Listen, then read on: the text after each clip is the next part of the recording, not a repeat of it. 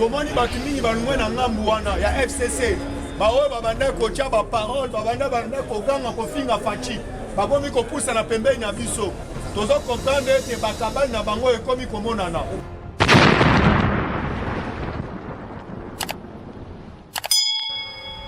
Le fisc bapusa na pembeni na biso po ete tolia bapoison lokola mese biselele oyo apesa biso bapoison na kati ya oyo tobengi na présidence. Yango na koyebisa yo tous les combattants, tous les ministres, tous les bandeko nyonso ya union sacrée, il fallait kozala lisu likolo ya nini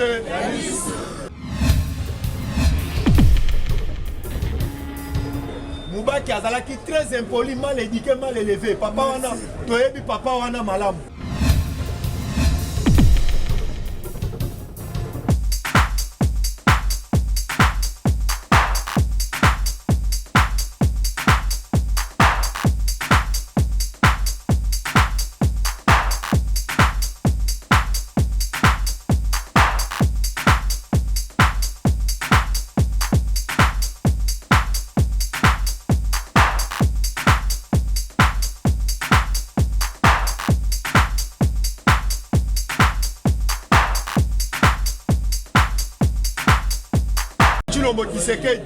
Tomoni batu mingi balungwe na ngambu wana ya FCC baoyo babanda kotia baparole babanda koganga kofinga faci babomi kopusa na pembeni na biso tozo comprendre ete bakabali na bango ekomi komonana.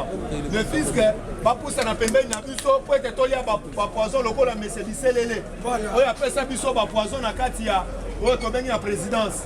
Yango na koyebisa yo tous les combattants, tous les ministres, tous les bandeko nyonso ya union sacrée, il fallait qu'on ait la liste sur le colon ya nini combattant d'élite awa na koyebisa yo zamba za munene ndeko yo Mubake bolandaki ye lobby même na top Congo ba propos ateniaki na kati ya oyo tobengi ya mokonza mboka na biso Faci Beton combattant kobanga na yo te ndeko Mubake azali na ene ya maka combattant nazo kate ndeko Mubake azali na ene ya maka bobosa na te Mubake ayebisaka biso na bino alobi ete bozokosela Kabila makambu bozokosela Kabila makambu Kabila yebi eloko moko te azali mutu moko azali honnête awa nazo yebisa yo ndeko Mubake na sepeli na AK15 oyo tozobenga mwana mboka Ogise Kabu a répondre Mubake boy AK15 a répondre boy alobi boy na minute oyo ndeko Mubake toyebi bien ene ya banda kala abanda ngone ya cheki sekedi wa muluma na kopesa bino comme exemple Mubake bachaka chef de file oyo tobengi ya oyo tobengi ya Senko Mubake azalaki très impoli, mal éduqué, mal élevé. Papa wana toyebi papa wana malamu. Papa wana aboya kopesa na banvoye spécial mbote. Soka yebo keba alo loboko. Tolobi Mubake lokola na qualité azali. Bozana baninga na bino buko wiko pesa bango mbote te. Adola kiseke politesse toyeba ki pemene eche yene mutaratisa ye pouvoir. Yango toyebi sa Mubake bisiko azali ke keba. Mutu ka o topesa o Mercedes toyebi déjà pignon moko toboka. Vandela wana Luka Luka oyo tobengaka façon de baloke de libanda ozo moi quelque chose ya moyen ya kobongisa même ndaku na toyebi bien inachevé ba fenêtre ezate mais ozo Luka ngamna biso ba combattant to ko charger na yo en désordre papa na koyebisa yo lobby Denis Kambai lobby na yebisa ki bino pona oyo tobengi ndeko Lambert Meni lobby Denis Kambai asali conférence de presse à part jeune baba jeune Kabili bango pe basalaki conférence de presse pona kopesa mise en garde na bango na Shadari na Nehemi ndenge balongoli bango na FCC parce que mikolo ezali mwa asui papa nazo kate mikolo ezali mwa asui o Kabila na katanga na minute opongi azola la te oyo tobengi baba Kingu wa Kumwanza ayebisi clairement Kabila ndengo yawa na katanga okolala ata muke papa na yebisi yo na minute oyo oyo tobenga Kabila amata kita même maman Olive Lembe amata kita yeba déjà porte ya justice mona ina misu na ye lobby de Denis Kambai azolo ba clairement lobby boye ngai na yebisaki bande kwa FCC bazali mutema mabe maka biso kutu mutosala ki mabe tobomaki na ba combattant mais tomonaki eloko bakabuya na bakabunu basalaki oyo tobengi risque makasi bapusani pembeni ya base bango ko expliquer boye to continue na coalition par rapport à tant que tu as mis le fisc, tu as moyen de avancer.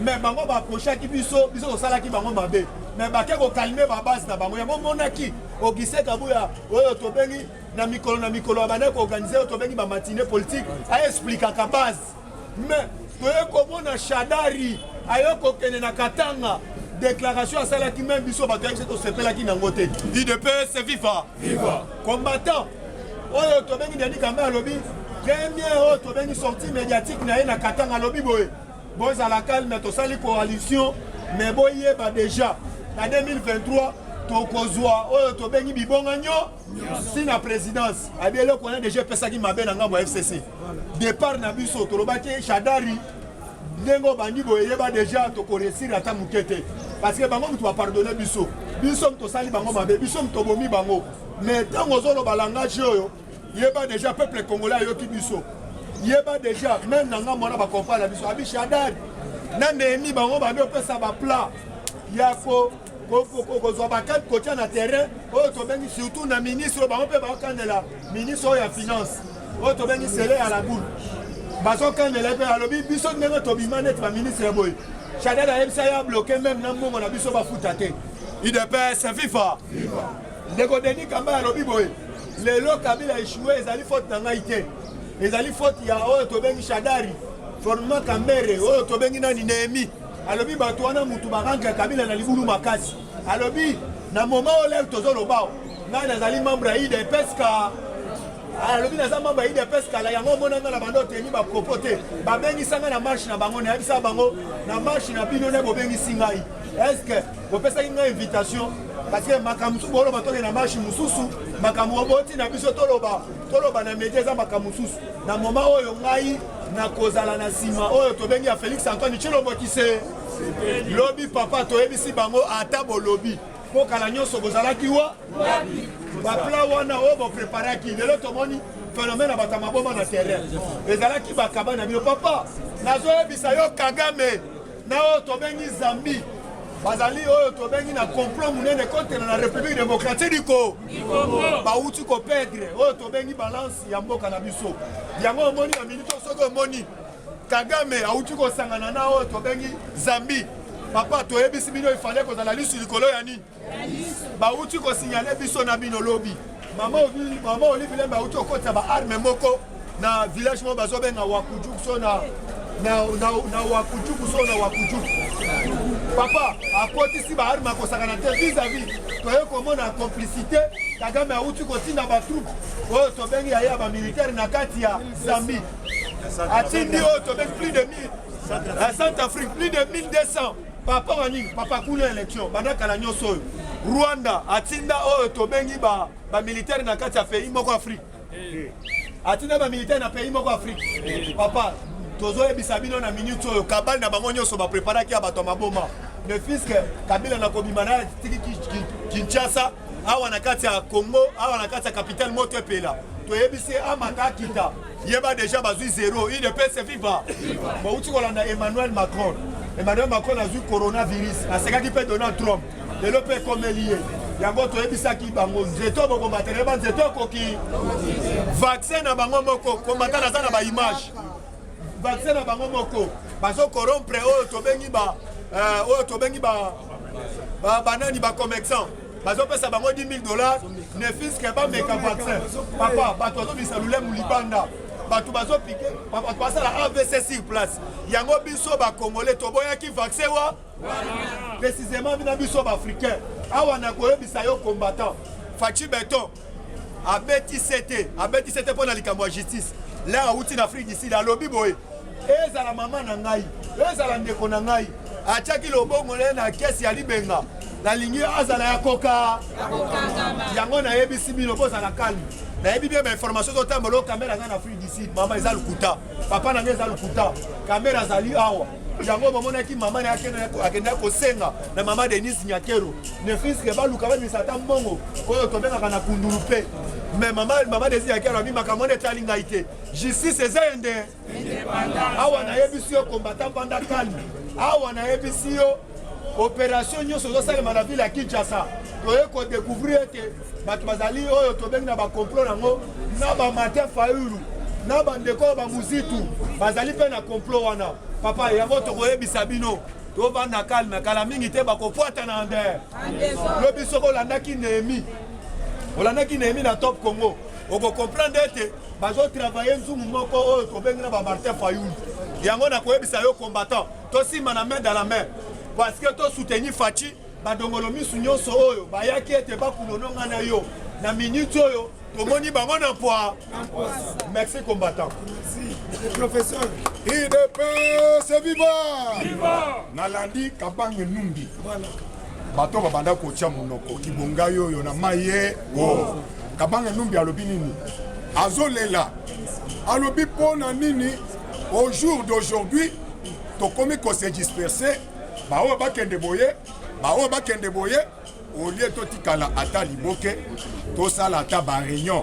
Ah, nana yo kimbala moko na comprendre que Jama Kabunda, moi na mayele, alobaki ba égyptien oyo, to komona bango lisusu te. Alors, bande ko bauti ko pesa ao. FCC Renaissance, rénovateur, progressiste, libéral. Elingi ko lobanini. Ezali mosala mabe, oyo bango basala ki na mboka, oyo biloko o basalaki na palu biloko basalaki na MLC yango ndembuma bango pe babandi ko sala nini babandi ko buka IDPS viva nalandi pe palu na tongo awa bapesi Gilbert Kankonde na président Félix bapesi bango merci pour na congrès bautaki pe ko sala balobi en tout cas oyo ezali signal fort ya présence ya état de droit na kati ya mboka. Tout le monde vraiment même un conflit où ils allaient na kati ya Palou avec le leadership ya Mokonzi Mboka conflit ici la kati conflit ça nini et sili donc tala azana monter mama bena moto te yango wana zambe pas zo sala nini azo pambola ye IDPS viva Polandi lisusu soda oyo akimaki na mbongo ya ba soda o bazalaki na fond 172 millions de francs congolais. Alors que bazwaki ye tokanisaki esilaki te ba transférer ye directement na auditorat militaire ya Beni wana nde bipai wapi bakotia ye misapi na mongongo po asala nini asansa parce que na état de droit na Faci Beton soko oliaki ya yo te okosanza yango en désordre. IDPS viva tolandi toujours na actualité mwasi wana Olive Lembe, ba image ezo circuler, preuve à l'appui. So kande ndoki wana atambolaka, o ake ko kabola makayab, o ake ko kabola eloko boy. Lukuta na CC ezali financement ya ba rébellion. Kozwa ba mbongo ko pesa ba rébellion. Toutes les preuves maintenant sont établies. Invitation na ye azozo yango karate awo. Tango siko bakokanga ye talibiso. Est-ce que talibiso? Martin Fayulu na Mozito batité balobi nini tozomona population azali susu na biso confiance te tozo comprendre te soki mpona nini ezali oyo biso tolobaki ke batintin oyo baza baopposant te baza bamalewiste bazali au service ya koluka lipa lelo maloba na bango na maloba ya FCC ebalanaka te sali nini ebalani mais chose grave bazotuna moko na tongo ao ya FCC zekuye que le la maloba na bino ebalani. Êtes-vous prêt ya kosa l'opposition mutu wana abangi ko répondre na question wana yoke eloko mondial wana cependant baloba que soki mokonzi mboka atelemi kaka alobi na bomi coalition bango na balabale depuis que mokonzi mboka ba discours yango ezokoka toi d'ici là ya Noël na bona nepe yango déjà discours pe ya Noël na bona yango ezokoka toi mais na tuni yo mutuna banda Félix Tshisekedi abandi na discours ya le 6 mosusu soki le 14 oh ya Noël yango nani asa convoqué un grand rassemblement oh voilà meeting populaire ni na Saint-Thérèse ni na Martyr yebisanga kombo na ye le seul ezalaki Etienne Tshisekedi wa Mulumba olobi otie libaya na pokwa ye atie libaya na tongo okebite abendi majorité nyonso na limete yango wana au jour d'aujourd'hui la vérité a fini par triompher. IDPS viva!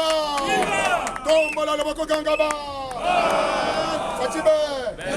Fatibé tolobaki bakolimwa bakoyanduka lokola mungwa na mai lelo sikoyo Fati Béton l'homme du terrain Emmanuel Macron avant akota na quarantaine na ye ya coronavirus a tweeté alobi nazo senga na baafricain nyonso bakende koyekola na politique na diplomatie bakende koyekola ngo na kati ya na RDC oyoki niveau